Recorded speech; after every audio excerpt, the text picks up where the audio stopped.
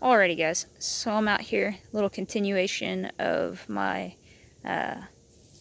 experiment with this Ozark Trail one-person backpacking tent.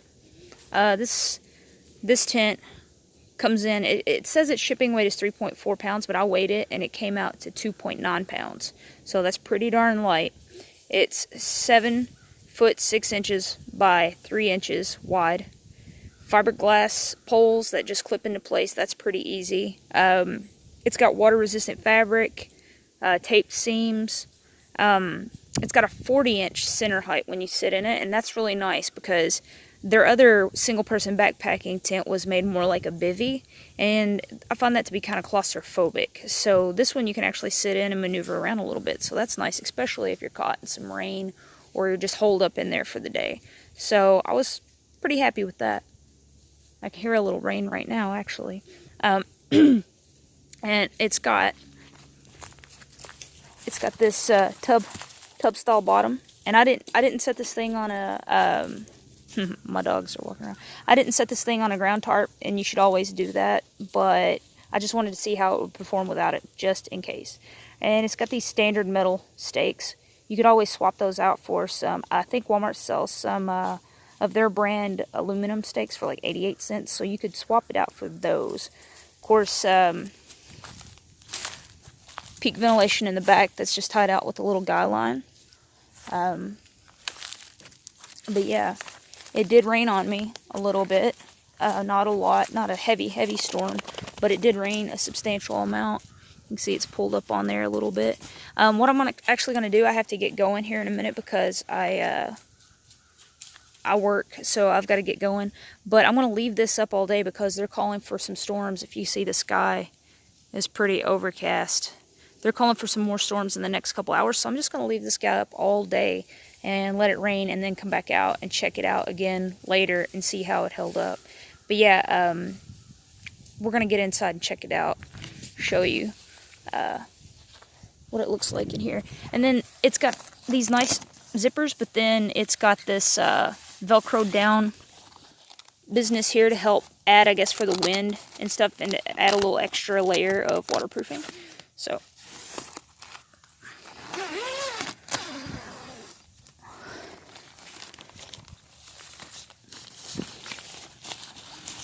and then it vents here in the front, you know, just got a screen here and that little awning, which I kind of like. I like this design. I'd prefer the tent to be made entirely of this and then have a rain fly over it, but you're looking at more of a luxury item there. The zippers are well made, no complaints there. Of course, there's all kinds of the, you know, little dongles and stuff so that you can roll this up and get it out of your way. But just a straight, had my MSS sleeping bag in here, just the olive cool weather or warm weather bag. I didn't even put a mat down because I wanted to put all my weight on this against the ground to see if it would wick up any water. And the seams are taped and they look like they're pretty darn good. And yeah, it's got a little pouch for your like phones and important stuff that you don't want to get lost. A little tab up here for hanging a lantern, flashlight, etc. Yeah, I had never put this together before until yesterday because I was waiting for some rain. You can see we got some that's not on the inside, that's on the outside. I was waiting for some rain so I could show you guys, but we're kind of like in a drought. We haven't had rain for almost 2 months. But yeah, I am 5'6", and there's some room down there past my feet. I wasn't completely up against the edge, and I put my bag in here, which you could always stick your bag right here if you did it just the right way, especially if you put this where it was on a little bit of a slope. But yeah, I'm not too worried about being crowded up on my bag, so I just put it in here. I wasn't worried if it got a little damp on this side, and it didn't actually. And it was pressed up against here, so, and it didn't get wet at all. There's no water underneath my bag, none whatsoever. I mean, I wasn't caught in like a monsoon rain, but there was rain.